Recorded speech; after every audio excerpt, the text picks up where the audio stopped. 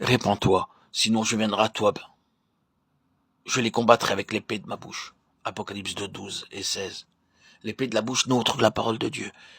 Car veuillez remarquer que la parole de Dieu est vivante et efficace, plus tranchante qu'une épée quelconque à deux tranchants, pénétrante jusqu'à partager âme et esprit, jointure et moelle. Elle juge les sentiments et les pensées du cœur. Hébreux 4, 12. Remarquez aussi qu'aucune parole venant de Dieu ne le sera sans puissance. Luc 1, 37. La parole de Dieu est tranchante et puissante. C'est pour cela que la parole du Seigneur doit habiter avec toute sa richesse dans nos cœurs, Colossiens 3, 16, afin que sa parole trouve place dans nos vies et qu'elle puisse servir d'arme contre l'ennemi. Lorsque le Seigneur fut tenté par le méchant dans le désert, il usa des paroles de l'Écriture pour le vaincre. La parole de Dieu est véritablement acérée et puissante. Nous devons donc nous enrichir de sa parole et avoir foi en elle.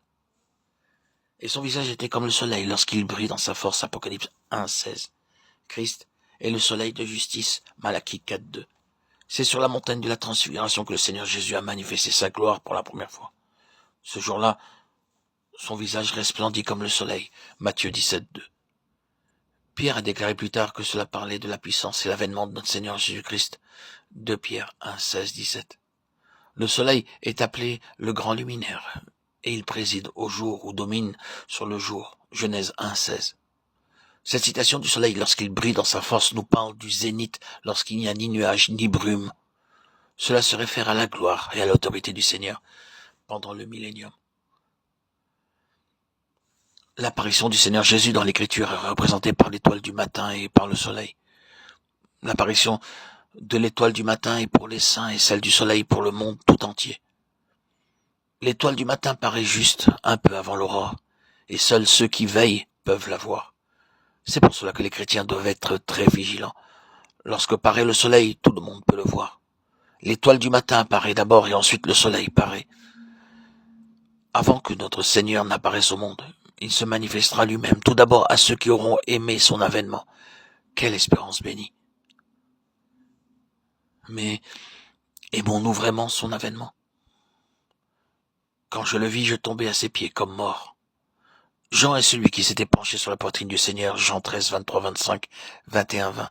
Mais lorsqu'il vit celui qui venait pour exercer le jugement, il tomba aux pieds de Jésus comme mort, à cause de sa sainteté, de sa gloire, de sa majesté et de sa puissance. Oh!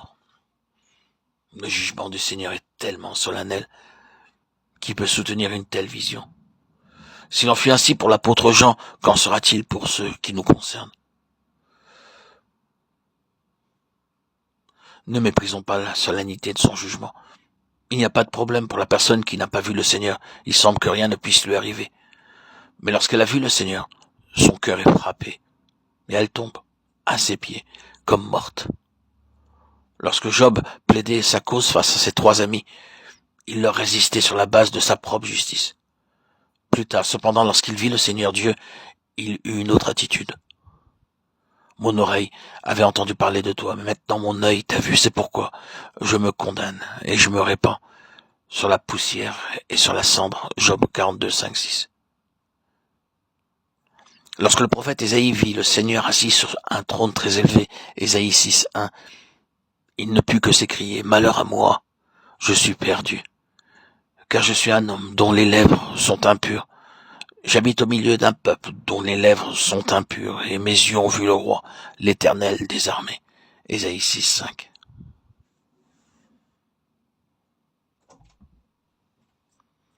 Lorsque nous sommes réellement confrontés à la gloire, à la sainteté et au jugement du Seigneur, nous ne pouvons plus nous justifier nous-mêmes, mais nous découvrons la profondeur de notre iniquité.